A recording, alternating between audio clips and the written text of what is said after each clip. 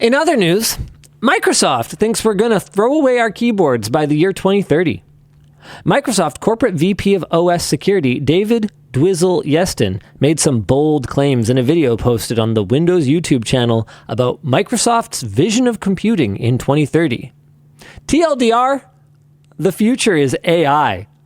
Among numerous ideas about how AI agents will improve OS security and computing in general in the next 5 years, Weston claimed that the world of mousing around and typing will feel as alien as it does to Gen Z to use MS-DOS, and said that we will have unlimited compute in the form of quantum.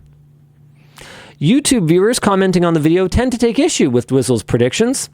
Herman Wooster, 8944, asks, why is the VP of OS security suggesting such unsecure modes of interaction? While Suskitashi points out, you've been trying to migrate Control Panel to the Settings app for 13 years.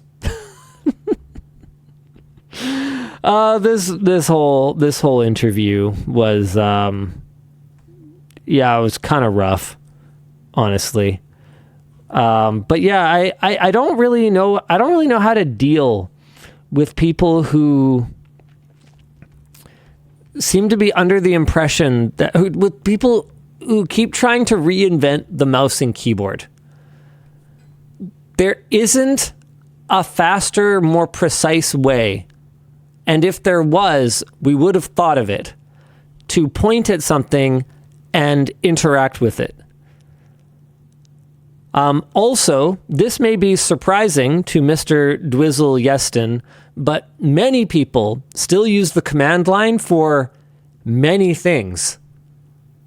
Some of them on a daily or even hourly or minutely basis. It can be an incredibly convenient and fast way of interacting with a PC, depending on what exactly it is that you're trying to do.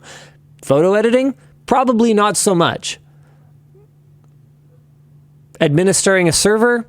Definitely.